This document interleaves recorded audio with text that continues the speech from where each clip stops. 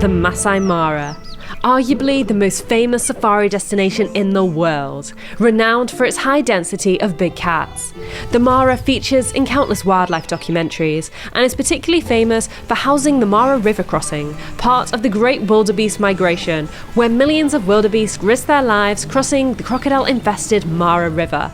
But I want to know, is the Masai Mara worth the hype? Today is an extremely exciting day as we are journeying to the Masai Mara National Park, which is around 5 to 6 hours away from Nairobi, where we're currently staying. I cannot wait. Hello! Come with me and we're going to get in the vehicle. Yeah, karibu sana. You're welcome. Asante sana. Karibu. This is nice. Yeah. And so we began our journey, venturing away from the bustling city of Nairobi and into the lush countryside. After a couple of hours, it was time for our first stop off. Here we are at the Rift Valley viewpoint, where you can see for miles down this Rift Valley escarpment. Wow, the view is something to behold. We're here in the short rains, so there's a lot of clouds here at the moment and quite a bit of rain, so the view's not as good as it could be. But I mean, I've not seen it before and I'm still pretty much blown away by this. We have a little friend by our vehicle. The reality of coming in the rainy season, we had a slight view before, but now, as you can see, it's pretty much completely covered up. The rain clouds may have swallowed up the viewpoint, but they were unable to dampen our excitement as we hopped back in our vehicle and continued our journey east. Miraculously, as we descended into the Rift Valley, the clouds cleared away and we were greeted by clear skies. Around an hour later, we made our final stop off at Narok, the largest town before you're truly in rural Kenya. After that point, the landscape drastically changed, and we were even treated to our first wildlife sightings long before we reached the Mara itself. After 5.5 hours on the road, we arrived. Welcome to Zebra Plains Mara River Camp, our home for the next 3 nights. We're located on the Talik River here, and just behind the Talik River is the Masai Mara National Reserve. That's how close we are to the Masai Mara, which is going to be amazing tomorrow when we go on our early morning safari, because the drive isn't that long to get to the gate. Welcome. Come on in. Welcome to our master suite. Here we have the bed. Oh. Oh my gosh, it's so soft. And then in here, this way, we have the bathroom with a his and her sink. We have la toilette, and then in here, we have a big shower. But perhaps the best thing of all is out here, we have got a balcony, but not just any balcony. Look at this view. Wow. This is my favourite part of the room. I mean, just look at it. That is the Talik River in the Masai Mara National Reserve. These little wooden posts are the only thing that's keeping us from the wildlife. After settling into our room, we had a delicious lunch whilst overlooking the Talik River. Then, as darkness began to fall, we made our way for some dinner, where we were gifted to a little surprise. I can think of no better way to spend my first night in the Masai Mara than in the company of the Masai tribe, listening to their traditional songs. It made me feel all the more excited for our first safari tomorrow morning. Good morning, everyone. It is 6 a.m. Woke up at 5:30 today, and we're about to embark on our first safari in the Masai Mara, which is a really early dawn safari. This is the absolute best time to try to spot wildlife, especially predators in action. So fingers crossed that we see something exciting. I am so excited. The Masai Mara does have a reputation of being one of the best safari destinations in the world, so I really cannot wait to see what it has to offer. It's like, it almost feels like a dream come true moment for me right now, because growing up I watched like loads of nature documentaries. I just thought one day I want to do that. I want to go around and like film wildlife and present videos, and it's crazy to think that that dream could be coming true today.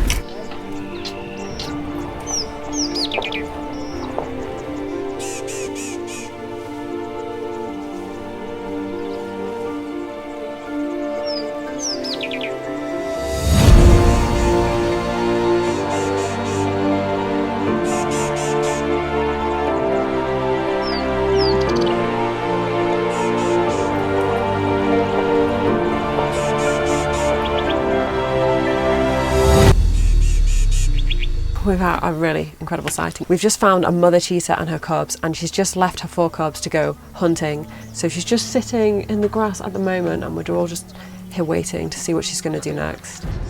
Oh. She's hunting. She's hunting. Oh my God. Let's put up. Let's put up the bottom.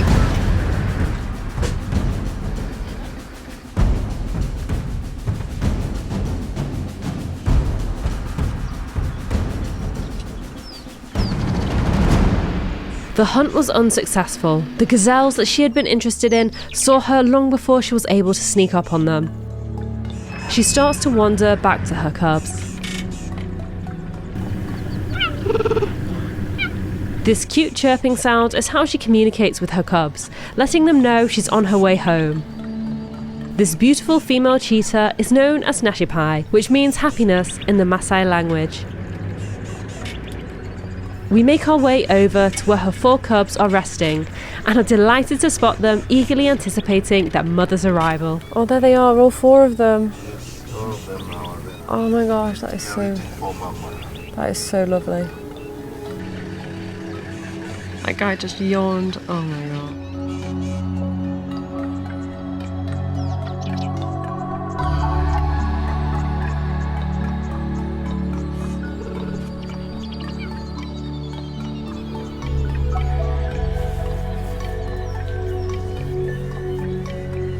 They're like tussling with each other. It's adorable. They're so excited because their mum's come back. She didn't catch anything this time, but they're just pleased to see her.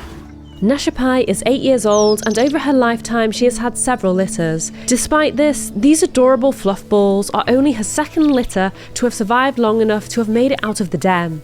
I'm happy to see that all 4 cheetah cubs are doing well. They are 4 months old and full of energy.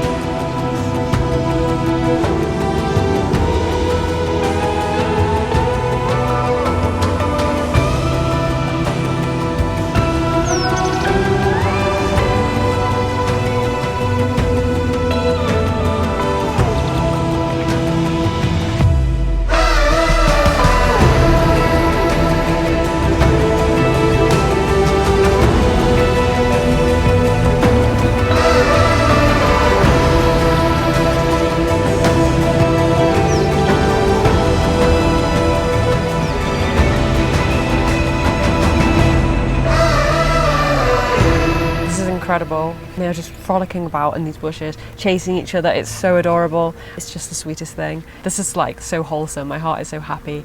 I think cheetahs are probably my favourite, and I just love the cubs. They're just so tiny and fluffy. I love how they got their little fluffy white backs. It's just so cute and wholesome. My heart was melting. I had no idea the sweetest moment was yet to come.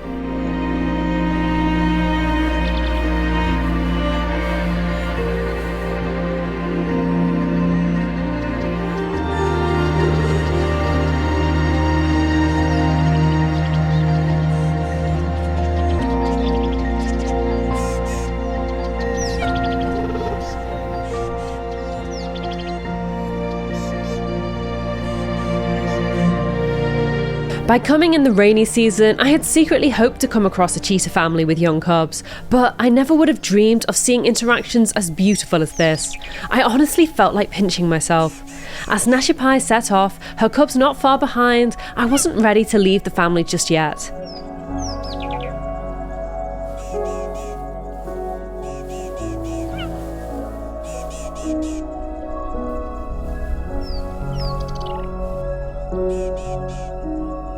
After spending over an hour with the young family, we decide to let them continue their journey alone. I think baby cheetahs are my favourite thing. Yeah. They're so fluffy, and my heart is so happy right now. It doesn't take long for us to come across our next wildlife sighting.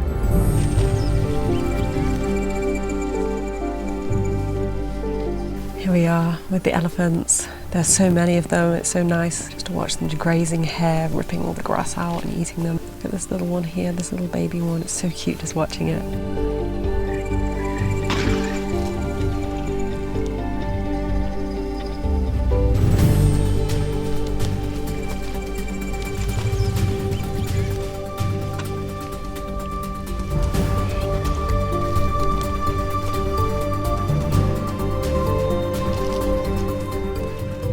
elephants are right in front of the car. Just there, just crossing. Oh my God, that's amazing. Can't believe how close they are. And they're just like grazing so happily. It feels so special. That little baby's so funny. We continue our journey, spotting more zebras than I can count. A huge herd of elands and some dazzling ostriches. But then... So we've just stumbled across a whole pride of lions here, just lazing about in the sun. We've got some lionesses, and then I think there's some smaller ones too, some cubs as well, and they're all just like enjoying themselves, sleeping. It's really cool to see them so close. Like, look how close they are to the vehicle. It's amazing.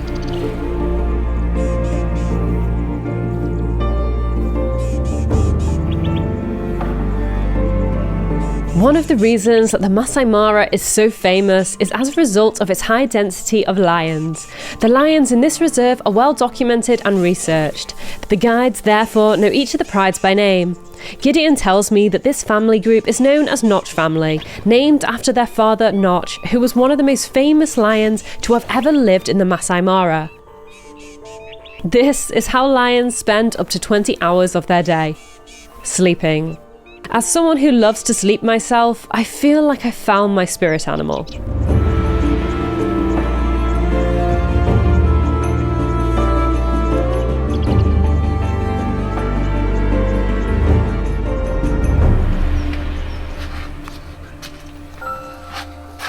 we go. Okay. Yes, thank you. Lions. This safari in the Masai Mara is unbelievable. Already we've had so many incredible sightings and we haven't even had breakfast yet. We wouldn't have seen half as much wildlife without a fantastic guide like Gideon, who is incredibly skilled at wildlife spotting. If you'd like to book your own Kenya safari, click the link in the video description and pin comment. It gives you the opportunity to get a quote for your safari from the exact same tour companies who I used and who I highly recommend.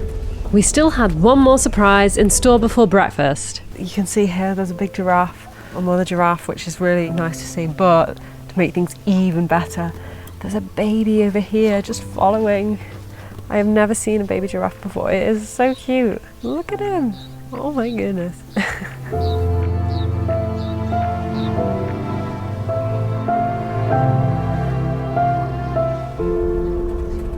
It's been a very eventful morning. We've seen a lot, and now it's 10 a.m. and we've just stopped at this beautiful spot here to enjoy some breakfast. I can think of no better place to tuck into a delicious breakfast than here, in the middle of the Masai Mara. Before long, we're back on safari, the morning gradually shifting into afternoon. We come across this dung beetle, showing off his immense strength by rolling this huge amount of dung down the road. Many people come to the Masai Mara hoping to see the famous Big Five, but if you look around you, the Mara's smaller residents are just as impressive. Next, we stumble upon this impressive male lion. He's a young nomad, his mane not yet fully grown.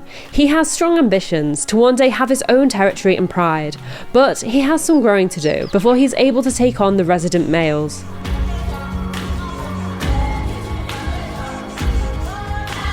Today is certainly our lucky day for big cat sightings, as our next sighting is another female cheetah. Oh my god, that was so cute. It just flopped down. It just looks like a little cat. It's adorable. This is Nora, one of the Mara's older cheetahs, but you wouldn't know it as she rolls around like a kitten. The Mara has gifted us with some magical wildlife encounters. I had no idea that one of the best sightings of the day was yet to come.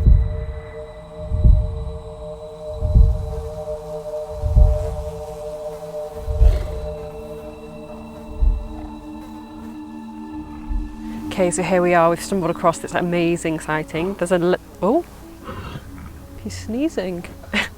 There's a beautiful male lion behind me and he's got a buffalo kill right now. Him and his pride killed this buffalo last night and they've been feasting through the night. Got nice full bellies. The rest of the pride have just gone off to get some water and he's left in charge of the remainder of the kill, trying to fend off all the vultures and other scavengers that are keen to get some food. This fabulous male lion is one of two huge males who form the Marsh Coalition. Together, they run and protect the Salis Pride in the very south of the Mara. A buffalo is not an easy animal to catch, especially such a large one like this. So, this is an incredibly impressive kill. Gideon hears on the radio that the rest of the pride are nearby, so we decide to go and investigate.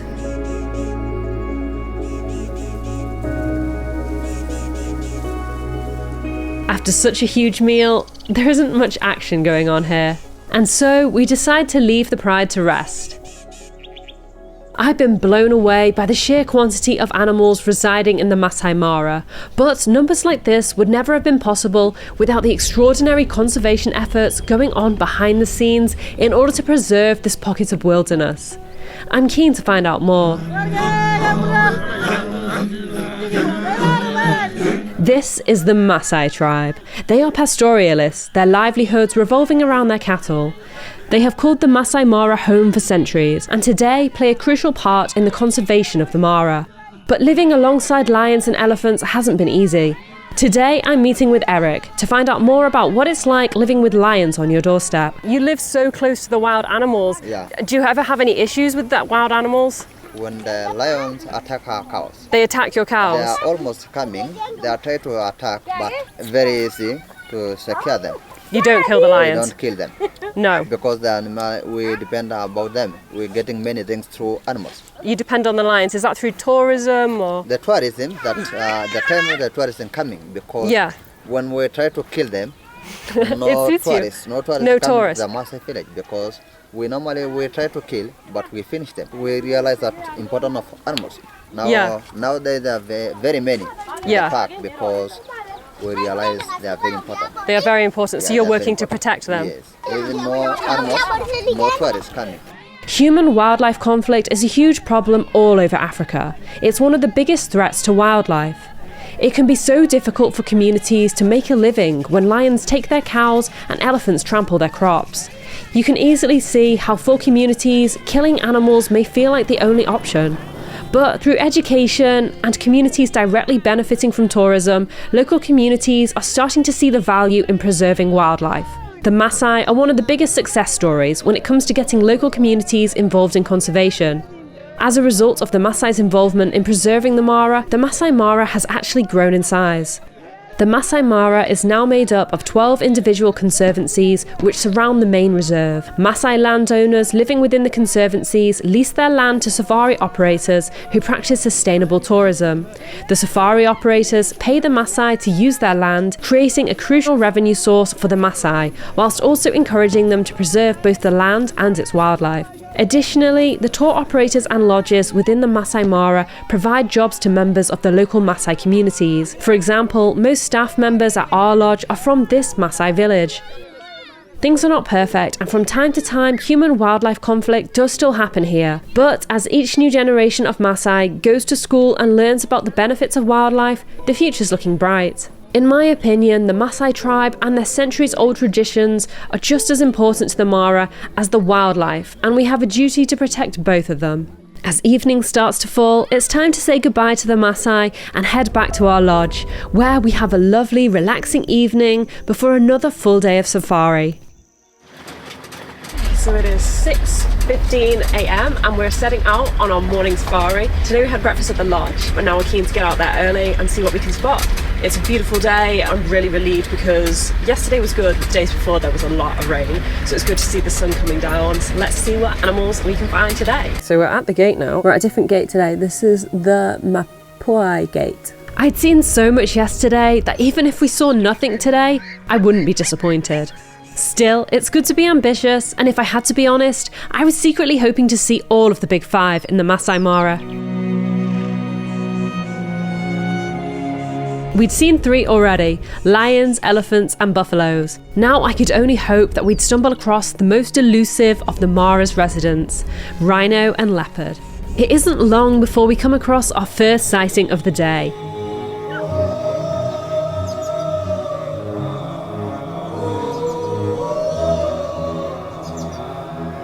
This is the Ngoyani Pride, After a night spent hunting, the lions make their way one by one back to their denning area.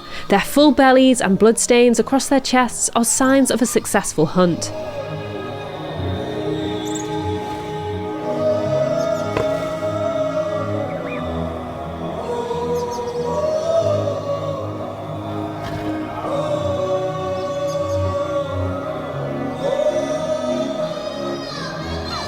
The most special part of this sighting for me is the cubs. I have never seen lion cubs as young as this.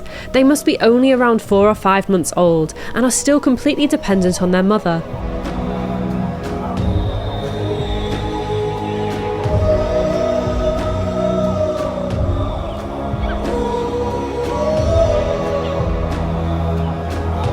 As the sun climbs higher in the sky, the cubs retreat to the heart of the bushes, out of sight of prying eyes. It's time to move on. We drive deeper into the main reserve, soon encountering this tower of giraffes. Yes, a group of giraffes really is called a tower.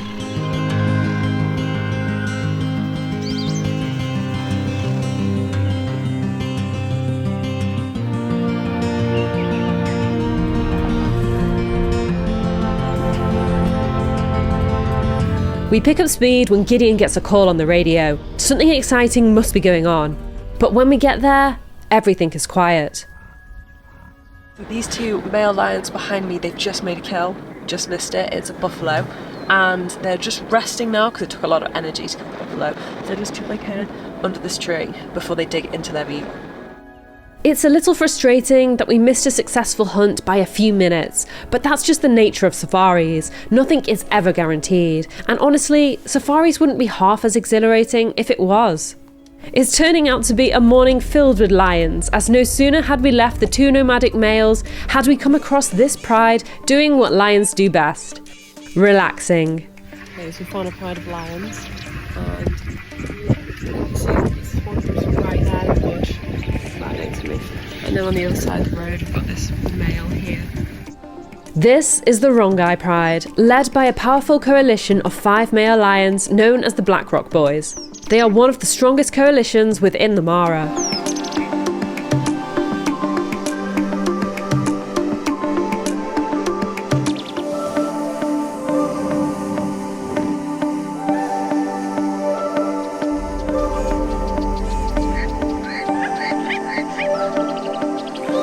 As we continue our journey, movement catches my eye, and I turn to see 2 lionesses streaking through the savannah.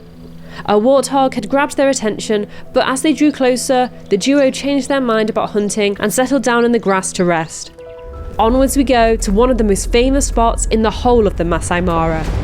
Welcome to the Mara River, the greatest obstacle that the great wildebeest migration has to face on their long journey from the Serengeti to the Masai Mara.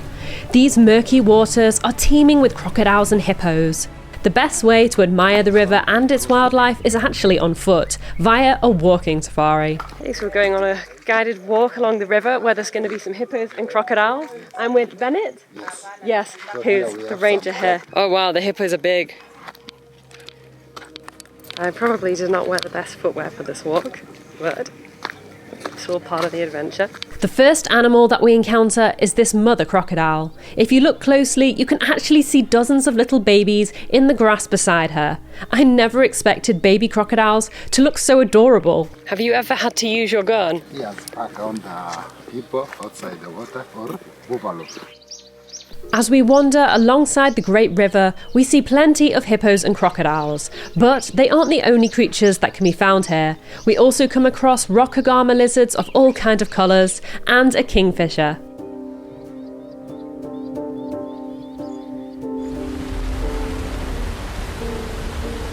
The walk takes around 15 minutes, and before I know it, I am reunited with Gideon and our vehicle. As we set off, we come across this beautiful lilac-breasted roller munching on a grasshopper. Then we see this shy little turtle. Oh, he's so cute. Next is this massive hippo outside the water. It's only when you see them like this when you realise just how huge they are. A call on the radio alerts us to something exciting. So we've just arrived at an interesting sighting. Behind me, in this tree here, some other cars witnessed a leopard take a kill up a tree. We're just trying to see if we can catch a glimpse of the leopard. I can see the kill on the tree. It's taking a baby zebra, but the tree is so dense, so I cannot see anything else right now, but fingers crossed you see something. Leopards are really hard to find, they're very elusive. Another epic sighting missed by only a few minutes. Still, it would be a lie to say we were unlucky, as whilst we were waiting for the leopard to return, another call comes through the radio, prompting us to set off again. The speed in which we drive suggests we could be heading to something magical. This is really exciting. We have spotted a black rhino. They are incredibly hard to find, they're very elusive, and in the day they'll be in the bushes, so not that easy to see. But this one's right in the open, and he's just chilling with an ostrich right now. This feels like a very special moment. I am so happy. A few decades ago, rhinos would have been a very common sighting in the Mara. However, years of illegal poaching for their horns have absolutely decimated the population, reducing them to less than 50 individuals and making them the rarest large mammal to see in the Masai Mara. We are therefore incredibly lucky to see this individual. We've now seen 4 of the big 5. We'll return to the leopard tree later to see if it's returned, but in the meantime we encountered 2 lions beside a buffalo kill.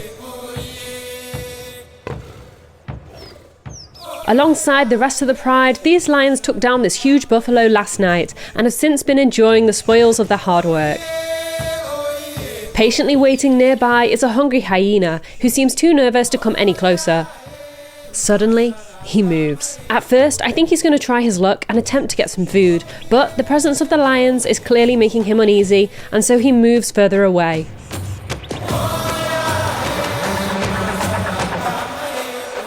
Bellies full, it doesn't seem these 2 lions will continue eating anytime soon, and so we decide to move on. Evening isn't far away, and so we make our way back to the leopard tree for one last opportunity to see a leopard. We've gone back to the area where the leopard killed a zebra and put it in the tree, and we're just going to wait here for a bit and see if the leopard makes an appearance. The whole time we've been on safaring, it hasn't come back since. We're hoping that maybe it's been gone long enough that it wants to go back to its food now. After waiting for over an hour, the leopard didn't make an appearance. With the reserve closing time looming ever closer, we sadly couldn't wait any longer. So you're probably wondering at this point, is the Masai Mara worth the hype? All I can say is yes, yes, and again yes. The density of wildlife here is something to behold, and it really lives up to its reputation of being a big cat lover's dream. I'd forgive you if you were feeling bored at this point by lion sightings. Seeing 4 of the big 5 in 2 days is seriously impressive. The good news is that our time in the Masai Mara isn't over. We still have 2 more days of safari ahead of us, 2 more days to try and find a leopard. Will we succeed? Whilst the Masai Mara is no doubt a fantastic safari destination, it has serious competition for being the best, and for me, the Serengeti may just have the edge. Check out this video on my spectacular experience in the Serengeti to find out why.